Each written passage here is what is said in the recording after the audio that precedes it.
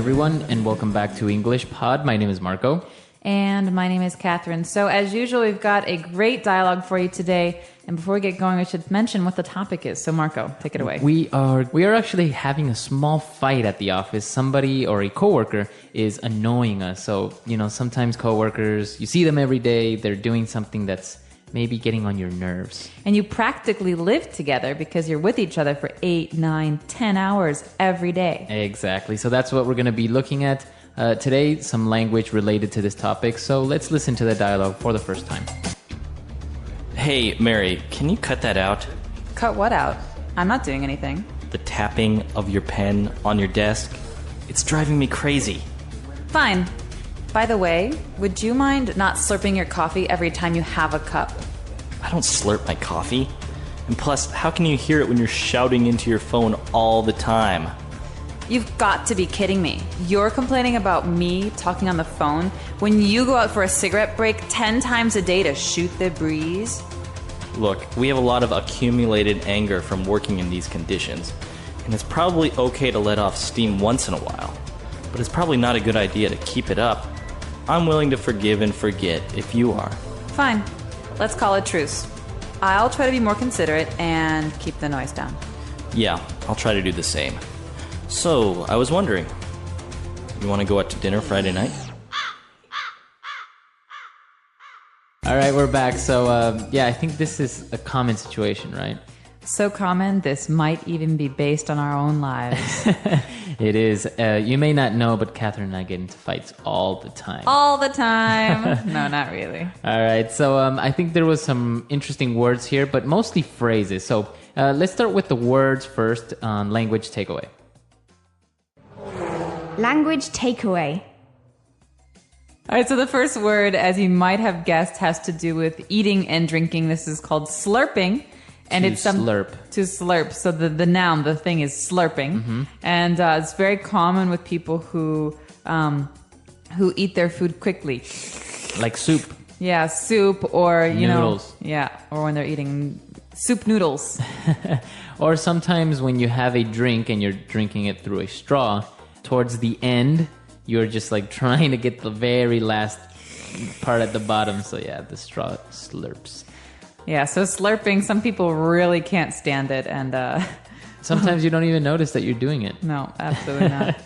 All right, so apart from slurping, what else do we have? We've got a great word here, accumulated. So a lot of accumulated anger. The word is a verb, to accumulate. Mm-hmm. And what does that mean? It means to kind of grow or to become more and more. Okay. All right? So you're like saving it. Or even it's like building up. We say this oftentimes in Chicago where it snows a lot in the winter, that there's a foot of snow accumulated on the ground. That means there's a lot of snow. And every time it snows, it keeps getting bigger. Yeah. All so right. to accumulate. So accumulated anger. Your anger is getting bigger and bigger. Right, because you never tell anyone about your anger. So it keeps building and it keeps piling up. All right.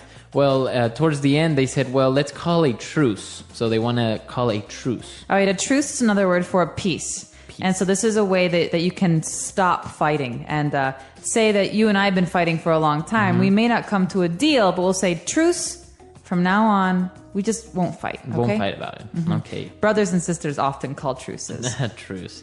And, well, if you're calling a truce, you're trying to be more considerate. Okay, considerate, like you're saying, is a way to be or a way to act. And considerate often has to do with how you act towards other people. So it's being nice to other people or thinking about other people's feelings before yourself. All right. So if you're considerate, then you are maybe more polite. You think about the other person's feelings before you do anything. Exactly. Or you just say nice little things like please and thank you and I'm sorry. And these things are all ways of being considerate. Very good. All right. So 4 great words on language takeaway. Why don't we move on now to Fluency Builder? Fluency builder. All right, so as we mentioned, this dialogue is very, very rich in a lot of different phrases. So let's start with a couple of them. The very first one and the title of the lesson, cut it out. Cut that out.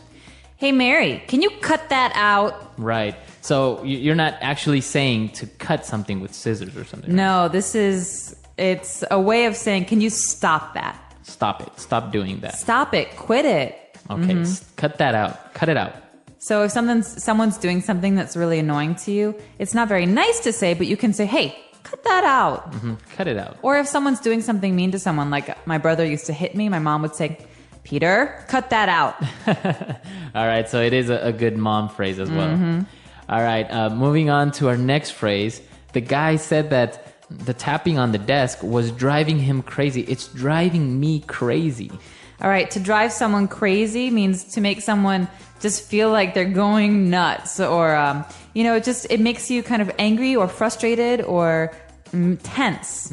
But it can also be used like in a romantic sense, right? That girl drives me crazy. It means like he can't even think about anything else. All right. So in this case, what drives you crazy? When I'll tell you what drives me crazy. When people clip their fingernails and toenails at the office. Can't believe. Well, it drives me crazy. Like, for example, when somebody or my brother leaves his clothes lying on the floor in the living room, for example. That's annoying too. Yeah. So that drives me crazy. All right. So moving on to our third phrase. This is a pretty big one, but take it as a whole. You've got to be kidding me. All right, so this is, as you've said, a fixed phrase. These words usually go together, and it is a perfect example of sarcasm. So it's the way you say it is very important. So I could say, you've got to be kidding me. What's a good situation for this? Maybe I get to the airport and I'm running late, and I'm really happy that I get there on time, and then I see the flight is delayed 7 hours. Exactly. You've got to be kidding me. Right. So it's a way of saying I can't believe it, or seriously, or this what, isn't. Yeah. What's happening? Or what bad luck. Right. So it is a sarcastic phrase, but use it as a whole. Usually you don't change the subject. You don't say you've got to be kidding him, or no. something. It's always this. You've got to be kidding me. All right. Or you've got to be kidding me. See? Different meanings with different inflections. Different inflection. Very good. What's our next phrase? Our next phrase is a good one because it doesn't mean what it sounds like, okay? So, to shoot the breeze, okay. All right? Shoot means like you can shoot a gun, and breeze is like the wind. But here, to shoot the breeze is to have a nice little conversation, just to talk about nothing. Okay, so not really do anything, just talk a little bit. Right, so if we think about this in the context of this sentence, it's, you go out for your cigarette break 10 times a day to shoot the breeze. Okay. So this means you go outside, you just talk about nothing and whatever, and it's almost like you're wasting time just talking. Okay, so shooting the breeze. You can say, we were just shooting the breeze. Just have a nice little conversation, nothing important. Okay. And our last phrase for today. Forgive and forget. Let's forgive and forget. Let's forgive and forget. These words again, like the last phrases, go together. Forgive and forget. So I could say this to you, Marco. I say, I know you've been fighting with your brother for 10 years. I say, finally, just forgive and forget. It means just put everything behind you and try and start again. Okay, let it go. Yeah, forgive the person, forget about it, move on. Okay, forgive and forget. Very good. So very interesting phrases. I think they're very useful, and this is very colloquial English, right? Absolutely. This is stuff that you're going to hear all the time, but maybe not all together at the same time. Definitely, though, very helpful for interacting with foreign friends and colleagues. Very good. So let's listen to the dialogue for the last time, and we'll be right back. Hey, Mary, can you cut that out? Cut what out? I'm not doing anything. The tapping of your pen on your desk. It's driving me crazy. Fine. By the way, would you mind not slurping your coffee every time you have a cup? I don't slurp my coffee. And plus, how can you hear it when you're shouting into your phone all the time? You've got to be kidding me. You're complaining about me talking on the phone when you go out for a cigarette break 10 times a day to shoot the breeze? Look, we have a lot of accumulated anger from working in these conditions. And it's probably okay to let off steam once in a while, but it's probably not a good idea to keep it up. I'm willing to forgive and forget if you are. Fine. Let's call it truce. I'll try to be more considerate and keep the noise down. Yeah, I'll try to do the same. So, I was wondering, you want to go out to dinner Friday night? So did you ever see the TV show Full House when you were a kid? I did. It was a popular with the Olsen twins and all those, right? Yeah, and Bob Saget.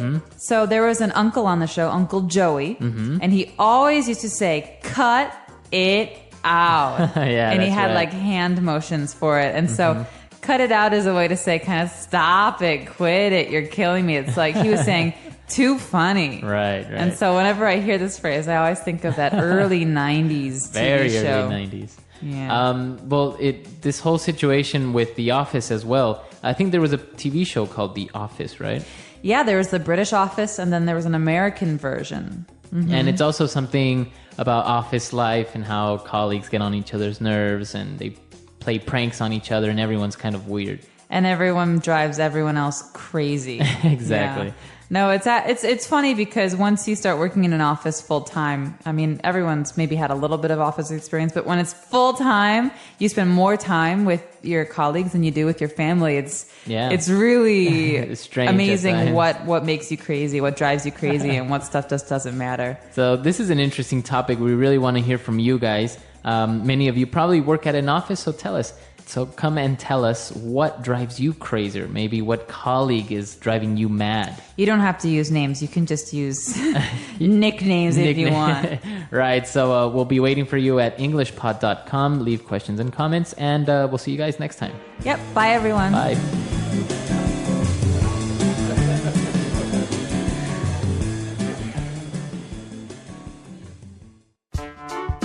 The English Pod Audio Review. Listen to the meaning, then say the vocabulary word. Tell somebody to stop. Cut that out. You must be making jokes with me. You've got to be kidding me. Chat. Shoot the breeze. Gathered. Accumulated. To release excess energy, emotion, etc. Let off steam. Carry on. Keep up. Stop feeling anger and decide to let it go. Forgive and forget. Stop fighting. Call a truce. Thinking about the feelings of other people. Consider it. To eat or drink something noisily. Slurp. Let's try that faster.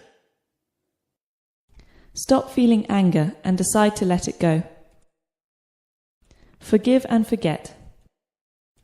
You must be making jokes with me.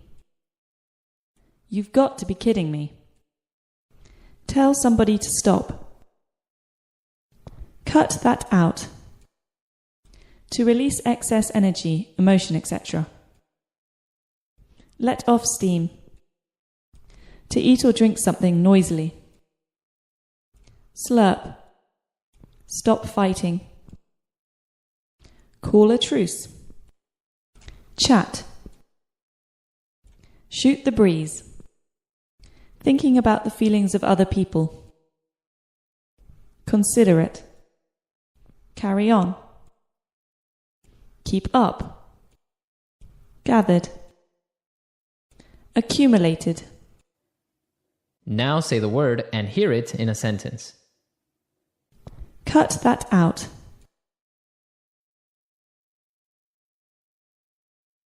Can you cut that damn music out? It's annoying. Cut that out. Hey, cut it out. You know I'm ticklish. Cut that out.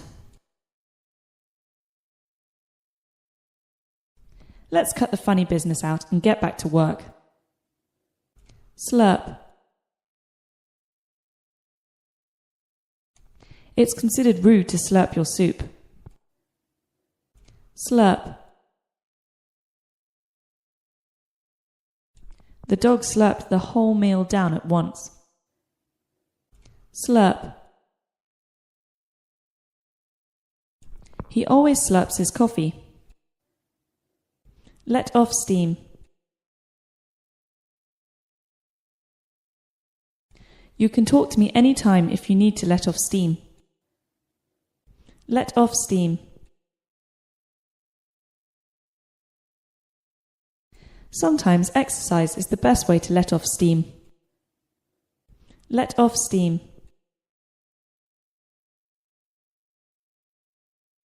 Letting off steam is essential for good mental health. Keep up. If you keep up the good work, you could get promoted. Keep up.